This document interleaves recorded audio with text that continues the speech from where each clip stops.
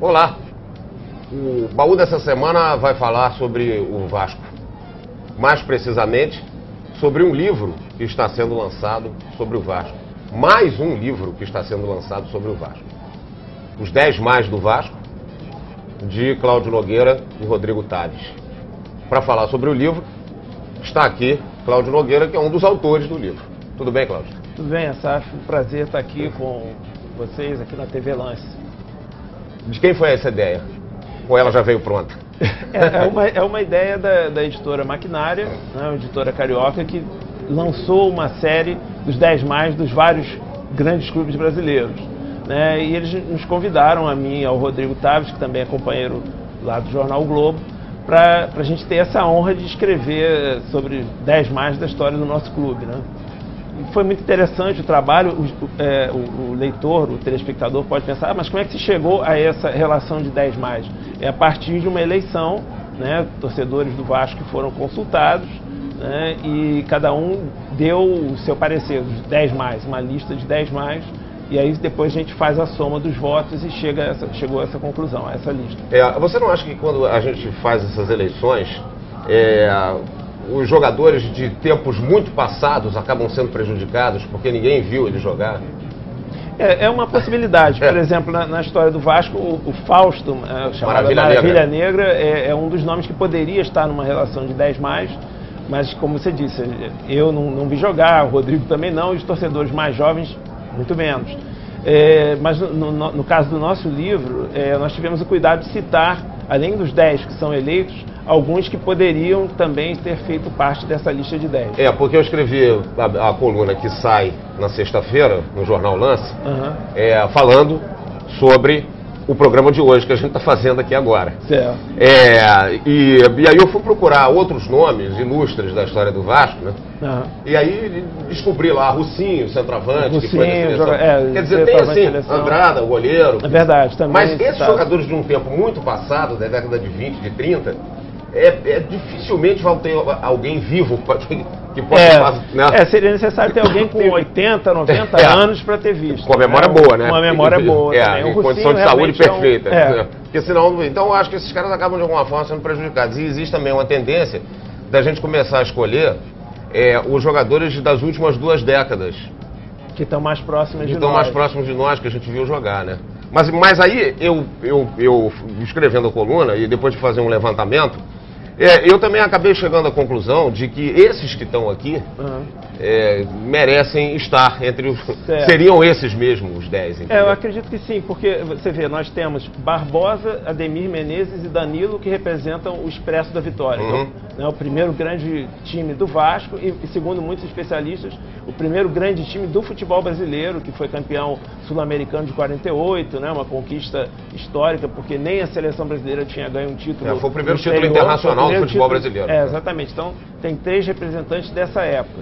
E aí temos Bellini, Orlando Peçanha e Vavá, que são os 3 jogadores da seleção campeã mundial de 58, primeiro título do Brasil. Roberto Dinamite, que é o maior ídolo da história do clube, o maior artilheiro, né, pegando aí o período dos anos 70 até 90. E dos anos 80 para cá, temos Romário, Edmundo e Juninho Pernambucano. O Juninho seria o grande representante daquele time que conquistou vários títulos, né, entre 97 e 2000. O principal é a Copa Libertadores. Né? Você acha que esse time de novo... Você não viu o Expresso da Vitória jogar? Não vi. Eu também não.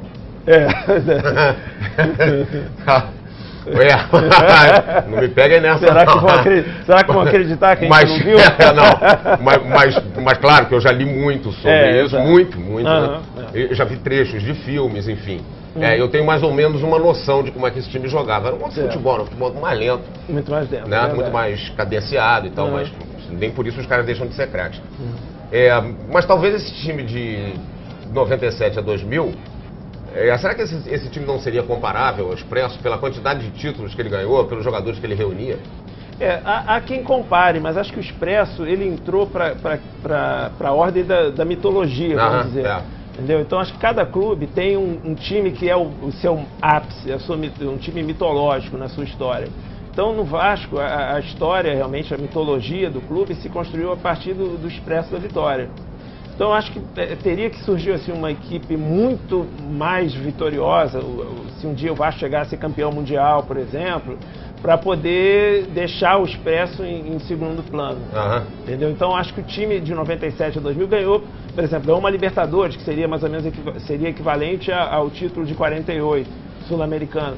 Mas eu acho que na mitologia assim, da história do clube, o torcedor, mesmo o torcedor jovem, mas aquele que gosta de ler sobre a história do Vasco, vai pensar sempre no ponto alto, ali mais alto, o Expresso da Vitória. Porque hoje em dia, acho que isso é até mais divulgado. Sabe quando eu era criança, eu fui criado na Zona Sul, e eu frequentava Laranjeiras, Gávea, General Severiano e, evidentemente, o Maracanã. Sim. E depois eu chegava no Maracanã, na Zona Sul não tinha torcedor do Vasco. Era muito certo. raro, era um ou outro. Eu tinha um tio, não, que ele tá vivo. Tenho. Ele tá com 80 anos, mas tá vivo. Que era vascaíno fanático. E eu ficava imaginando, quando eu chegava no Maracanã, que eu via a torcida do Vasco, eu falava assim, mas de onde sai essa gente? Pessoal? Aí depois, quando eu fui estudar sobre a história do futebol, eu descobri por que existia tanta torcida, né? Da onde ela vinha. Hoje não. Esse time que vai de 97 a 2000, eu acho que, e aí eu vou englobar toda a década de 90, porque o Vasco foi tricampeão, né? 92, 3 e 4, tricampeão carioca. Hoje tem muito torcedor do Vasco na Zona Sul. Eu acho que é por causa desse time. Formados por essa, seria a geração Edmundo, como a gente chama, né? É uma coisa que a gente até escreveu no livro. Edmundo, ele é muito importante na história do clube, história recente. E ele, para quem não viu Roberto Dinamite jogar, ele é o maior ídolo da história do Vasco. Então, os torcedores mais jovens, alguns deles até da Zona Sul, que viram o Edmundo jogar e não viram o Roberto, tem o Edmundo como o maior ídolo deles. E o Romário, ele não, a partir de um determinado momento, ele não passou a ter uma identificação, sei lá, eu não sei, estou te perguntando, claro. Uma identificação maior com o Flamengo do que com o Vasco? O Romário, eu particularmente gosto muito do Romário, tive a oportunidade, o privilégio de escrever sobre o Romário nesse livro, e o Romário ele conseguiu ter identificação com os dois clubes.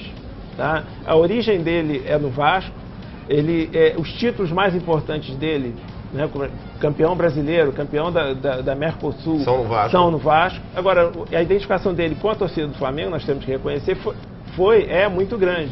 Então ele consegue ter esse privilégio de ser amado por duas das torcidas mais importantes e maiores e mais importantes do Brasil. O que vocês fizeram aqui? Vocês descrevem a carreira de cada um desses jogadores, é isso? A gente procurou traçar um perfil, né, de cada um deles. Alguns, infelizmente, já falecidos, outros muito doentes, por exemplo, o caso do Bellini, né? A gente não conseguiu ter acesso ao Bellini porque ele sofre de uma doença, o mal de Alzheimer, mas a gente conversou com parentes e tal, a gente procurou se informar sobre como era essa pessoa, não só dentro de campo, como também fora de campo. Dos 10 que estão aqui, 5 já se foram. 5 já falecidos. Barbosa, Ademir, Danilo, Orlando e Vavá, exatamente. O Barbosa, especificamente, também foi um capítulo escrito por mim. Eu tive a oportunidade de conhecer o Barbosa em 98, quando o Vasco completou o seu centenário. O Globo trouxe o Barbosa de São Paulo, de Praia Grande, né, no estado de São Paulo. Barbosa, Roberto Dinamite, Brito, Vavá, para participarem de um almoço de comemoração do centenário. E foi muito legal ter tido essa oportunidade de conhecer o Barbosa, que é uma lenda, né? Ele veio acompanhado da sua filha adotiva, e aí ele chegou e foi reverenciado assim por todo mundo na mesa. Ele foi o convidado especial daquele almoço do centenário do Vasco. E interessante que ele era uma pessoa alta, né? Um homem alto e altivo, elegante, um andar elegante. E quando chegou no restaurante aqui no Rio de Janeiro, todo mundo olhou. Acho que nem todo mundo sabia quem era. Provavelmente. ou sabia ou não sabia, enfim, mas era uma pessoa que chamava atenção pela sua postura, super simpático, super agradável, contando muitas histórias, mas ele trazia uma mágoa.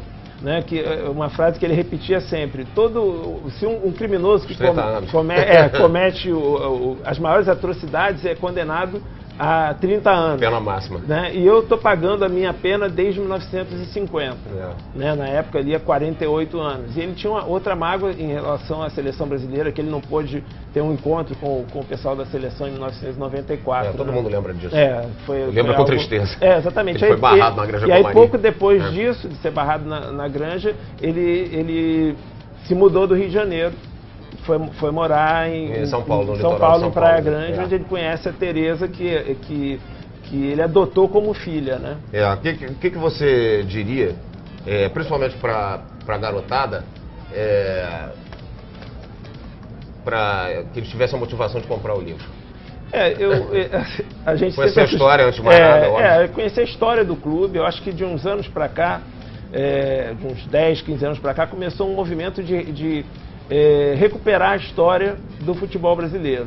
Né? De a gente não ver apenas o futebol como o jogo que aconteceu ontem ou anteontem, no domingo passado. Faz parte dessa história. Você é uma das pessoas que trabalham muito nessa recuperação da história do futebol brasileiro. Você também. Eu tento ali modestamente ajudar. Eu acho que quem gosta do Vasco, quem gosta da história do futebol, mesmo que não seja vascaíno, vai gostar desse livro.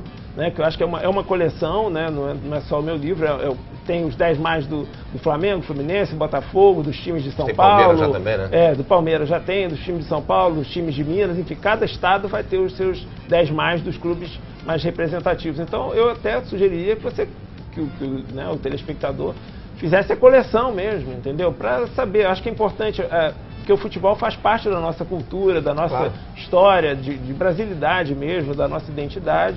Eu acho que é legal você poder saber, conhecer os grandes jogadores do seu clube e de outros clubes também. Para encerrar, você que é um cara pesquisador, você acha que o futebol explica o cotidiano do brasileiro?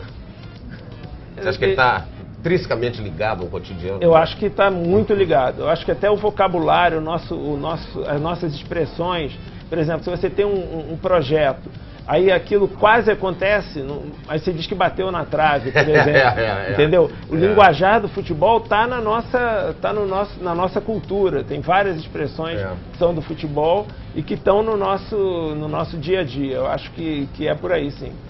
É isso, Cláudio. Os 10 mais do Vasco da Gama, de Cláudio Nogueira e Rodrigo Taves, comprem e leiam, para que vocês fiquem mais informados, principalmente vocês que são vascaínos, sobre o clube de vocês. É isso aí, gente. Na semana que vem tem mais baú. Até lá.